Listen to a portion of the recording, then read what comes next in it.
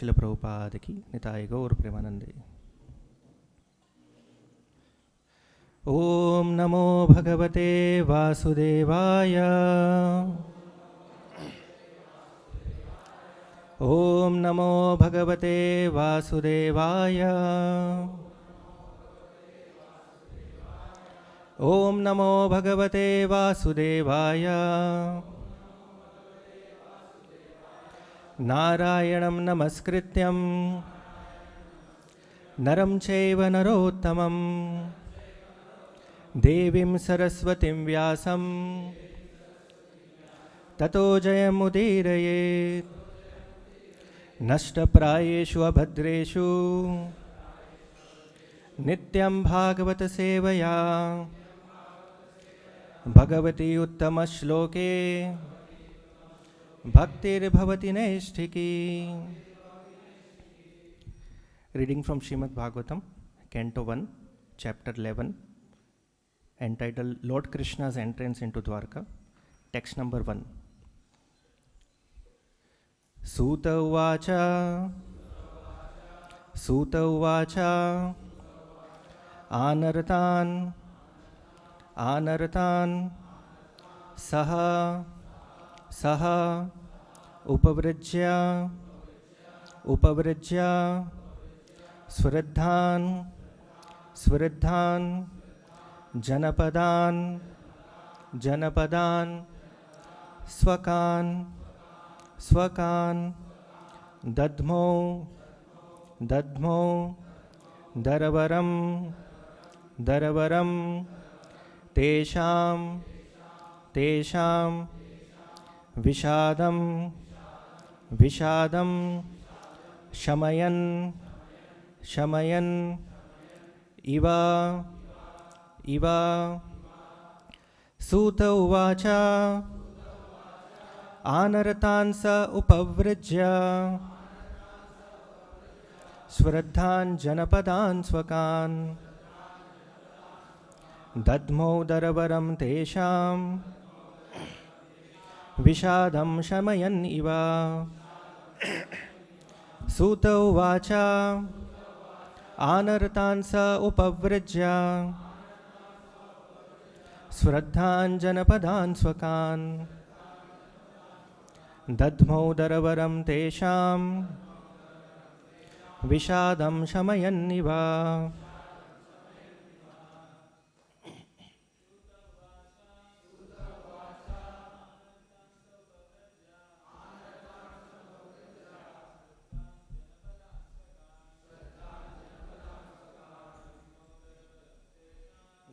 Daravaram Tesham Vishadam Shamayan Niva.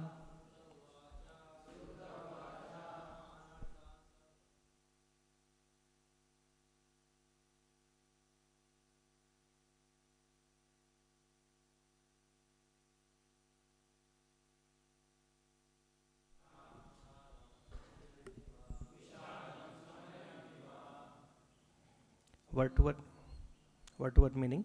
Suta Uvacha.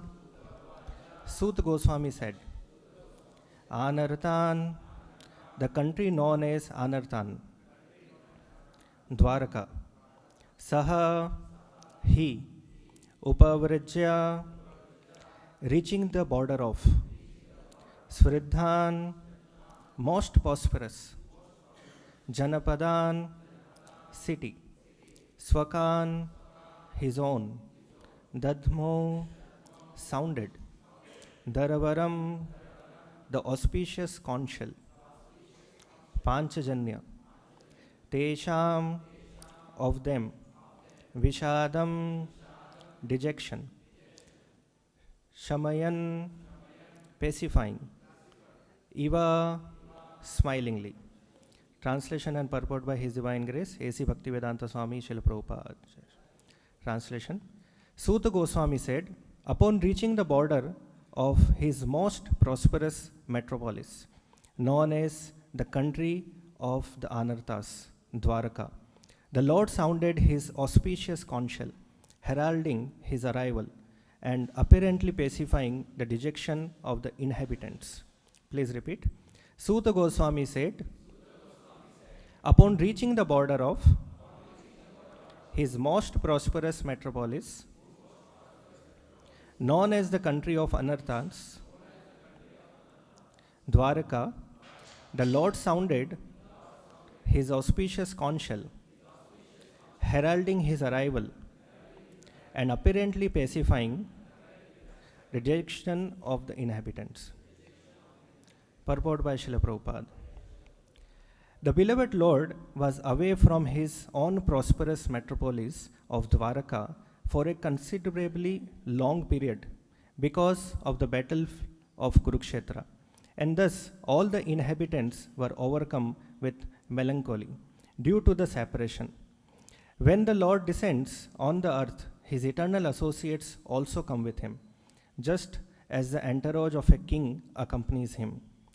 Such associates of the Lord are eternally liberated, and they cannot bear the separation of the Lord even for a moment because of intense affection for the Lord. Thus, the inhabitants of the city of Dwaraka were in a mood of dejection and expected the arrival of the Lord at any moment.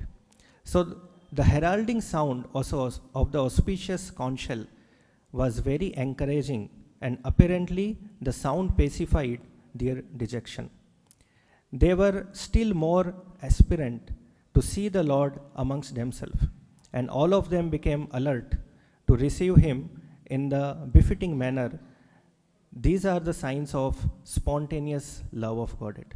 Thus ends the Bhakti Vedanta purport. Om Ajnanatimirandhasya Jnananjanashalakaya Chakshurunmilitam Yena Tasmai Shri Guruve Namaha. Nama Om Vishnupadaya Krishna Presthaya Bhutale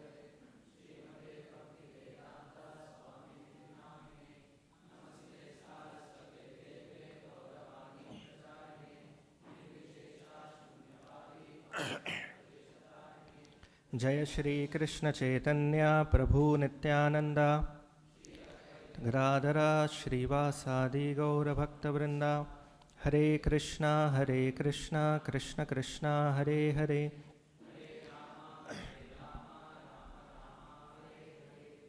We'll also read the text number 2. I'll repeat by myself. Sauchakashe Dhavalo Daro Daro Api Urukramasyadhar Shona Shonima Dadhaya Manaha Karakanja Sampute Yathabja Khande Kalahamsa Utsavanaha. The white and fat bowled conch shell, being gripped by the hand of Lord Krishna and sounded by him, appeared to be reddened by the touch of his transcendental lips. It seemed that a white swan was playing in the stems of red lotus flowers. Purport by Srila Prabhupada. The redness of the white conch shell due to the lip touch of the Lord is a symbol of spiritual significance. The Lord is all spirit, and matter is ignorance of his spiritual existence. Factually, there is nothing like matter in spiritual enlightenment. And this spiritual enlightenment takes place at once by the contact of the Supreme Lord Sri Krishna.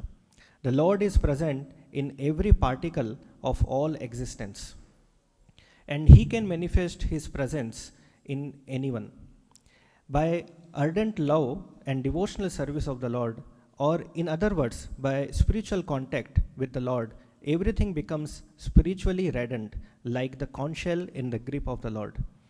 And the Paramhamsa, or the supremely intelligent person, plays the part of the ducking swan in the water of spiritual bliss, eternally decorated by the lotus flower of the Lord's feet. So today we are starting a new chapter, which is obviously the sequence of the previous one, which is Krishna, after the Kurukshetra war, he departed for Dwaraka. And now he is about to enter into the city of Dwaraka. Anaratansa upavrijya.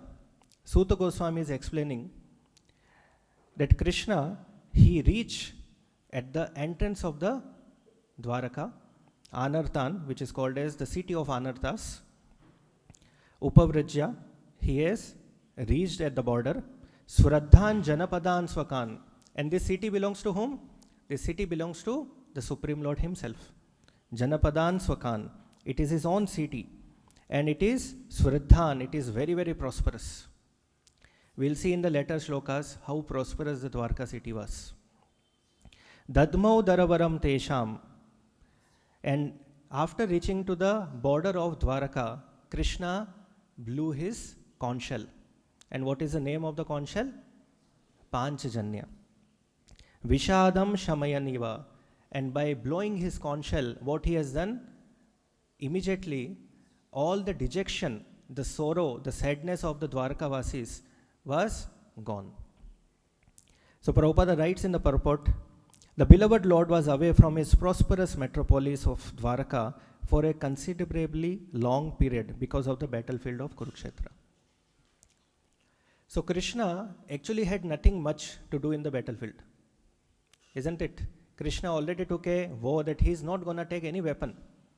But still, he has gone to Kurukshetra war. First, he has gone as a messenger. He has tried to settle the situation by all kinds of proposals. But Duryodhana and Kauravas were very adamant. They don't want to bend down. And finally, it reached to the settlement that war is necessary. Now, even for the war, Krishna is the one who is preparing everything. Krishna is there personally with Arjuna. He is there with the Pandavas. He is guiding them. He is making the plans. He is making the strategies. Although he has nothing to do there, but he is still there with his devotees. And many, many weeks and months of time is passed in this whole settlement. And then 18 days of Mahabharata war. After the war, so many people died in the Kurukshetra. Prabhupada explains in one place, 60 crore people died in Mahabharata war. How many? 60 crore people died in Mahabharata war. And because of death of so many people, Yudhishthir Maharaj, he was feeling sorrow. He was thinking, I am the cause of everything. Because of me, all these people have died. And then, to pacify Yudhishthir Maharaj, Krishna says, please go to Bhishma Pitama and take the guidance. That time also Krishna was personally present. Later, the mother of Abhimanyu, Subhadra, sister of Krishna, she was feeling very sorry about it. Why? Because her only son, Abhimanyu, died in the war field. To pacify Subhadra, Krishna again stayed for many, many days, many, many weeks. And then Kunti Maharani, she was saying, Krishna, please don't go. And what she says in the prayer? Vipadaha santuta sashvat tatra tatra jagadguru bhavato darshanam yatsad apumanar bhava darshanam. We always want to see your darshana. We always want to see you. And if you are there, there will be no more apunara. There will be no more next birth. To satisfy Kunti Maharani, again Krishna stayed for some more time. And then finally decided, okay, now he has to go to Dwarka. So it took a long period, a long gap, many, many months where Krishna is away from Dwarka. And then Krishna took a route. Prabhupada explains how Krishna came back to Dwarka. From Hastinapura, Krishna goes to Punjab. He could have directly come. He goes to Punjab. Then he goes to Rajasthan in the desert area. And wherever he goes, he will travel only in the daytime. And night time, he will stay back. And all the devotees of Krishna, they will receive him in all the different cities and villages when he is going through. And then he comes to Madhya Pradesh. Then he enters into Gujarat. And then finally reaches to Dwarka. After reaching to Dwarka, he is not directly entering into the Dwarka. What is he doing? He is blowing his conch shell. Now this is very, very important, that why Krishna is blowing the conch shell. Krishna is blowing his transcendental conch shell, which is known as Panchajanya. We see the same kind of reference in Bhagavad Gita. In Bhagavad Gita, chapter number 1, before starting the war, there was a blowing of the conch shells. Panchajanyam Rishikesho Devadattam Dhananjayaha. And then all the devotees, they started blowing their conch shells. Pratak pratak, one by one, one by one, one by one. So Krishna blew his conch shell, Panchajanya. Arjuna blew his conch shell, Devadatta. And the sound was so heavy that Bhagavad Gita explains, Saghosho dhatarashranam hridayani vyadarayat. Just by hearing the sound of the vibrations of the conch shell, it became so heavy sound that it shattered the hearts of the Kauravas, opposite party. The conch shell which is shattering the hearts of the demoniac people, the same conch shell when Krishna is blowing at the entrance of the Dwaraka, it is pacifying the devotees. The same conch shell, for demoniac people, it is horrifying. And for devotees, it is giving them so much of bliss and joy. So this conch shell blowing is actually a sound of alertness. Krishna is alerting all his devotees that now I have come and I am about to enter inside. Are you ready? Just like every day before opening the altar, the pujari will blow the conch shell. What is the meaning of that? The meaning is Lord is ready now to give darshan to all of you. Are you ready?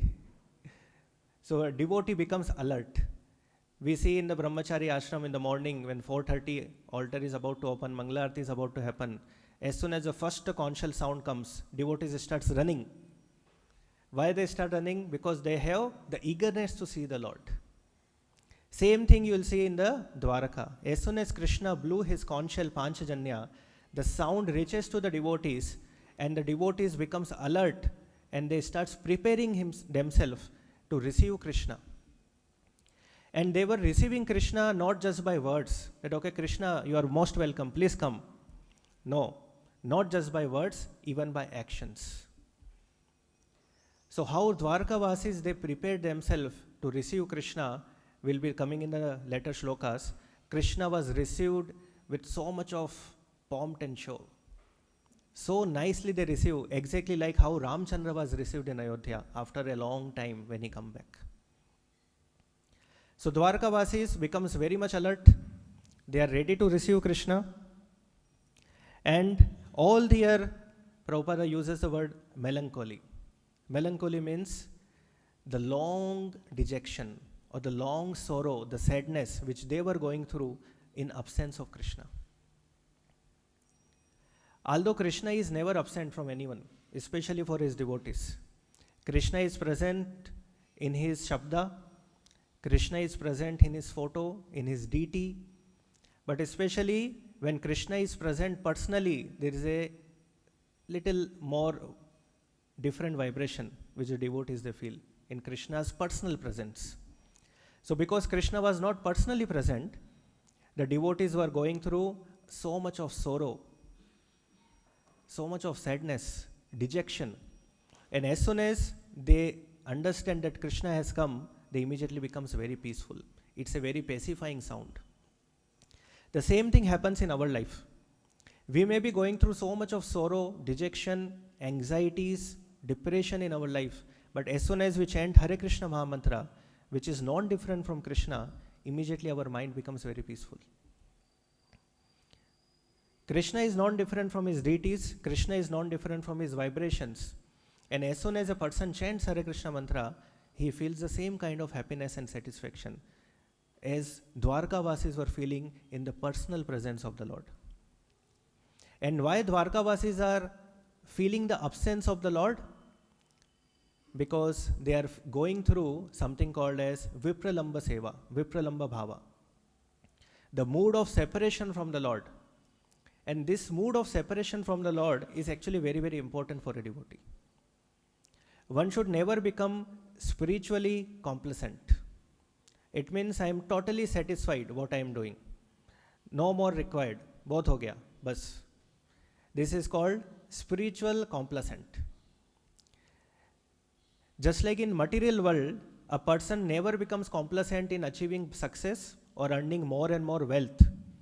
He is keep trying, keep trying, keep trying.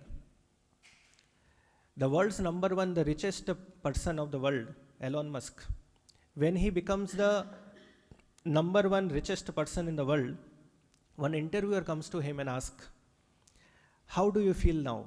You have now become the richest person of the world. Elon Musk says, is it? Let us go to work.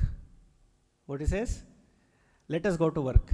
Why? Because he knows that if he doesn't work, he'll be now second and somebody else will come to the first. Everybody wants to work harder, more and more, so that they can achieve more and more wealth, more and more success in the material world. In the same way, a devotee works harder and harder day by day to achieve spiritual success. Once one of the parents were asking the son that why you are always chanting Hare Krishna. Whenever we see Mala is there, Hare Krishna, Hare Krishna. Why are you chanting so much Hare Krishna like that? So the person says, I have tried everything in my life. I tried wealth, woman, wine, WhatsApp, everything I tried, but nothing has given me happiness. That's why I am trying Hare Krishna now. So Hare Krishna is something which even after crossing all the stages of life, not getting the satisfaction, the Hare Krishna can simply give us the satisfaction which we all need in our life. Just by chanting Hare Krishna mantra, a person becomes peaceful. And that's what happens to the Dwarkavasis. The sound of the conch shell is an absolute sound. And the sound which we are producing by Lord's name, Hare Krishna Mahamantra, that is also an absolute sound. And this absolute sound, when it enters inside our ears and goes to the heart, it actually pacifies the heart of all the anxieties and dejection which a person is going through. Then here Prabhupada says, all the Dwarkavasis, they were eternal associates which have come along with him as the king is accompanied by the entourage. Sri Sri Radha Govinda ki. Few days back, there was a big president of a big country came and visited India, the Russian president. So when he has come to India, if you see in some of the videos, his entourage, how many people comes. So it is said that when a big personality comes like that to a different country, they won't even drink the water of that country. They don't even eat anything. He will have his own cook, he'll have his own water, he'll have his own barber, he'll have his own washerman. Even they won't excavate. They won't, pass urine or stool in that country. Even that also will be carried back. There will be a separate plane which will be carrying the urine and stool of the person. Why? Because the other country may utilize the urine and stool samples to understand the health conditions of the president. So even the stool and urine of the president will be carried. You see how much security.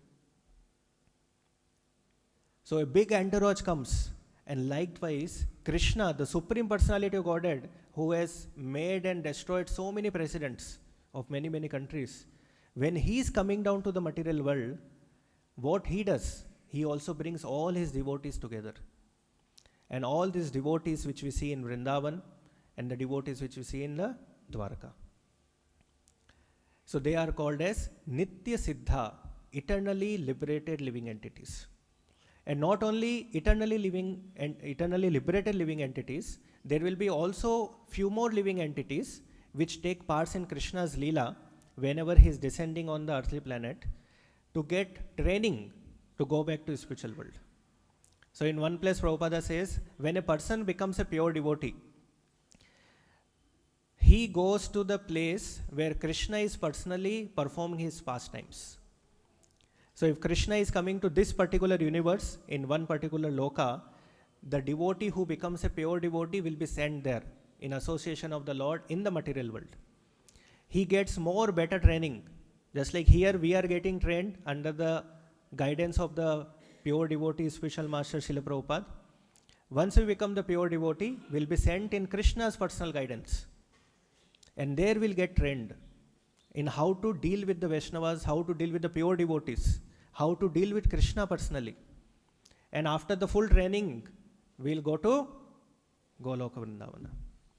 And once we go to Goloka Vrindavana, it is said that Krishna personally come to receive his devotees. Here in Dwaraka, Krishna is been received by his devotees, but in the spiritual world, Krishna receives all his devotees.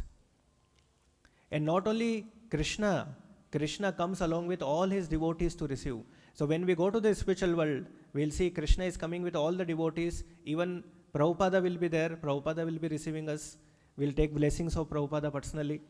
Bhaktisiddhanta Maharaj will be there. Gaur Kishodas Babaji Maharaj will be there. And we'll be able to get all their personal associations, even in the spiritual world. And because they are very much attached to Krishna, they cannot bear the separation of Krishna even for a moment. And that is actually the philosophy of Gaudiya Vaishnavas. Gaudiya Vaishnava philosophy is Vipralambha Seva, Vipralambha Bhava. We never feel that Krishna I have achieved. I have everything achieved in spiritual life. A devotee should never feel like that. A devotee should always feel, I have so many things to still achieve in spiritual life. And that's why he works harder and harder every day. He serves his Guru, he serves the Vaishnavas, and he becomes purer every day. So the intensity of love and affection of Dwarkavasi was like the intensity which Chaitanya Mahaprabhu has displayed. Shunyaitam jagat sarvam Govinda virahename. Govinda, if he is not in my life, the whole jagat, the whole universe is like a shunya. It is all useless, it is all vacant. Although Dwaraka was full of prosperity, full of wealth, the description of Dwaraka, if you read, you will get mesmerized. The furniture in the Dwaraka is not made of wood and iron. It is made of ivory. There are no lights, tube lights. What is there? Gems and pearls and diamonds, rubies. The floor is full of gems, different varieties of gems, shining. The pillars, shining. This much of wealth is there in Dwaraka. But still, even after having so much of wealth, the Dwarkavasis are not happy and not satisfied. Why? Because Krishna is not there. Shunya itam jagat sarvam Govinda virahename. If Krishna is not in my life, what is the use of my life? Even after having so much of material wealth, if Krishna is not with us, it is actually all useless. It is of no use. But if Krishna is there in our life, all these different skills and talents and money and wealth, it all becomes add-on zeros. So in our life, in the life of a devotee doesn't reject wealth. Rather, he utilizes the wealth properly in the service of the Lord. And this is actually called as Yukta Vairagya. What it is called? Yukta Vairagya. So a devotee utilizes everything in the service of the Lord. He doesn't leave away things, thinking that it is material. Prapanchika taya buddhya hari sambandhi vastunaha mumukshubhi parityago falgu vairagyam kathyate. It is called falgu vairagya. If somebody is not using the material tools and technology and the available wealth in the service of the Lord, it becomes falgu vairagya. But the other side, if we use that in the service of the Lord, it becomes yukta vairagya. So there are three kinds of people in the world. The first one is yogi. He sees the wealth and he'll reject the wealth. Let's say somebody is going by a roadside and he sees 100 rupees note. The yogi will reject it, saying that it is material. It is of not my use. Second, bhogi. A bhogi will go, he'll see 100 rupees note, he'll pick up and put in his pocket and go. Aaj ka kaam ho gaya. Today's tea and snacks is done. That's called bhogi. And then third one is bhakta. When a bhakta sees, what he does?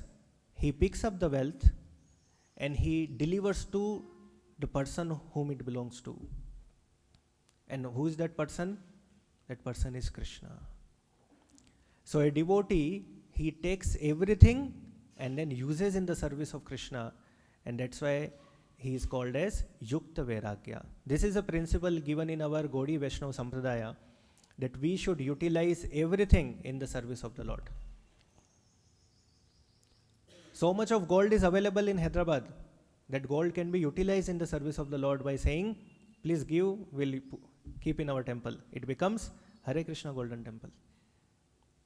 So much of wealth is available in Hyderabad. Please give that wealth. We'll build Hare Krishna Heritage Tower. So this is actually the mood of a devotee. He wants to utilize everything in the service of the Lord. And by this, he pleases his Guru and he also pleases the Supreme Lord. And Prabhupada again says, the heralding sound of the auspicious conch shell, which is known as Panchajanya, there is a wonderful story how Krishna gets the conch shell name Panchajanya. We all know Krishna. He studied in the Gurukula. The Gurukula was in the Avanti Loka, in the Avanti Kshetra, which is currently known as Ujjain. So there is a Sandipani Muni, and his Gurukula is there in Ujjain. Even now, somebody wants to visit, it is available in Ujjain. So Krishna and Balram both goes to Ujjain, Avanti Kshetra, and then they joins as a disciple of Sandipani Muni in the Gurukula. And they starts learning all the different arts. And it is said that after the training is over, the disciple is supposed to offer Guru Dakshina to Sandipani Muni, to his Guru. Sandipani Muni, knowing well that Krishna Balram are the Supreme Personality of Godhead, he doesn't want to take any service from Krishna Balram. So he denies, I don't want any Guru Dakshina. But the wife of Sandipani Muni, she was very intelligent. She spoke to Sandipani Muni saying that these two boys, Krishna and Balram, they are extraordinary. So we should take something from them. And what is their desire? They wanted their son back.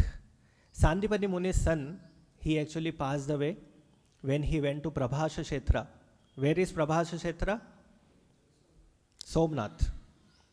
Somnath is a Prabhasha Kshetra. There he went to take bath in the ocean and then he disappears. He passes away.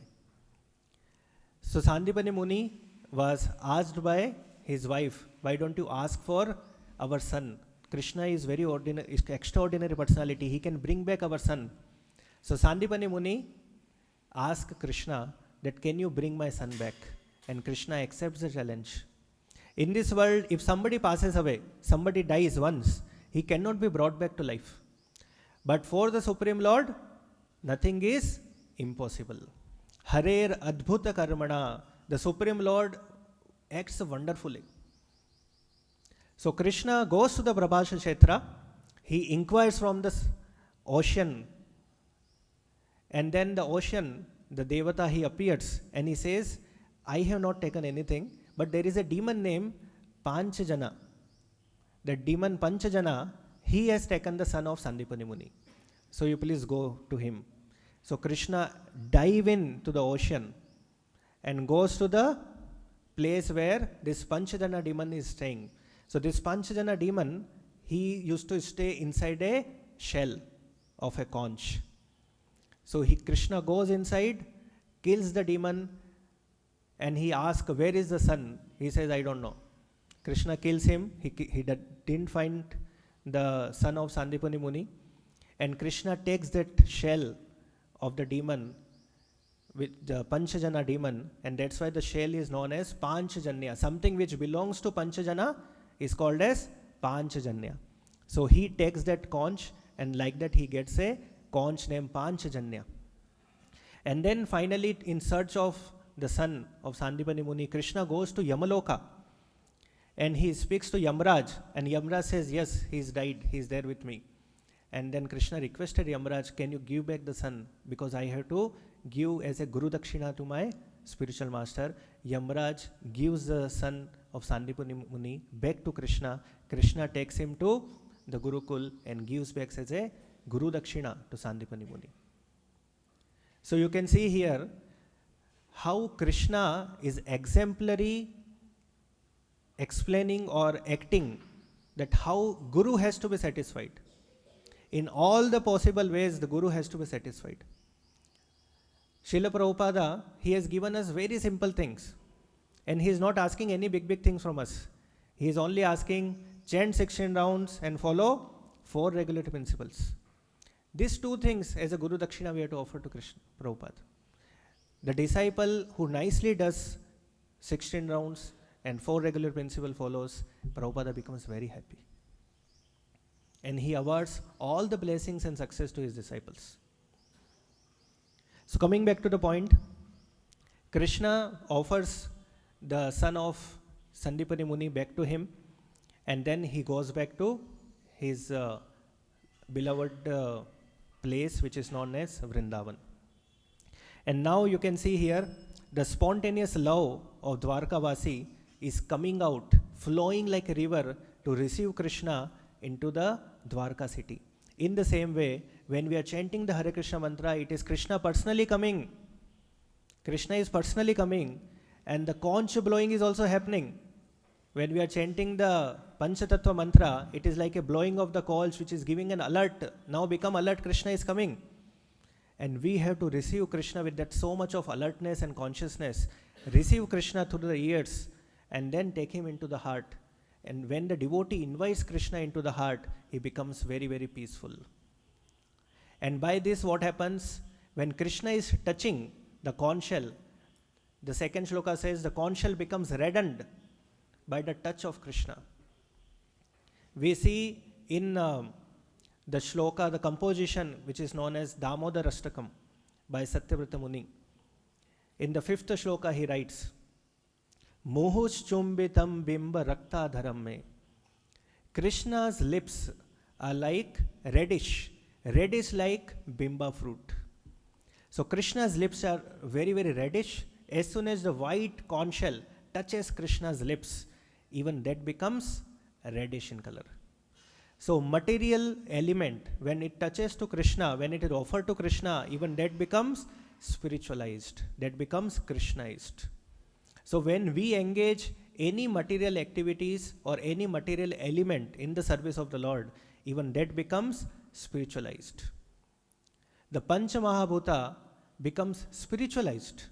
The food which is made of Pancha Mahabhuta, when it is offered to Krishna, it becomes spiritualized, it becomes prasadam, it becomes sanctified food. When the Shabda, which is coming from our mouth, which is actually material Shabda, but when it touches Krishna, when you are chanting Hare Krishna, it touches Krishna and it becomes spiritualized. It is personally the Krishna. That is the absolute nature of the Lord. The conch, which actually belongs to a demon, which is material, even that touching Krishna's lips becomes reddened, spiritualized. And in the same way, the Paramahamsa devotees, they use everything in the service of the Lord and make everything spiritualized, and that is the way we have to do in our life. We have to use everything in the service of the Lord so that everything is offered to the Lord. It is His property, it belongs to Him, and when we use in His service, everything becomes spiritualized. The marble, the cement, the iron, the wood, everything becomes spiritualized when it is offered in the service of the Lord. So I'll end here if any questions are there.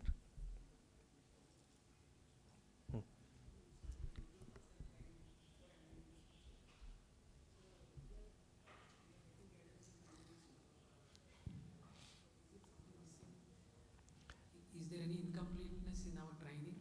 Yeah, it's not incomplete, but there is a further training required, which is in the personal presence of the Lord. Here we are dealing with Krishna in the form of the deity. We are dealing with Krishna in the form of Shabda. We are dealing with Krishna in the form of Prasadam. We are dealing with Guru. We are dealing with Vaishnavas. But when we go in the personal presence of the Lord, we are dealing directly with all the pure devotees.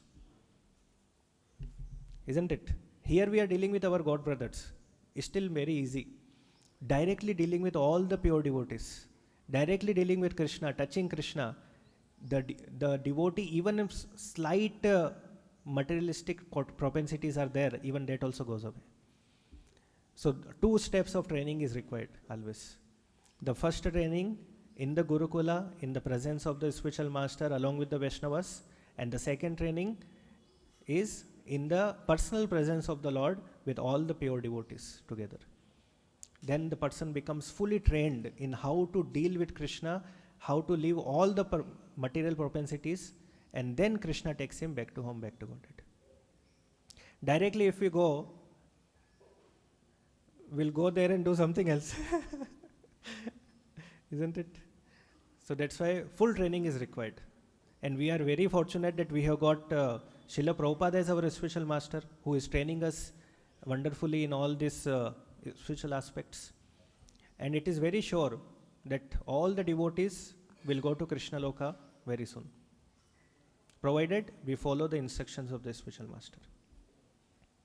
Using all the things which are available in this world in offering to Krishna, will all become pure. Any other? Jagat Guru Srila Prabhupada ki, Srimad Bhagavatam ki, Nitai Gaur Premanande.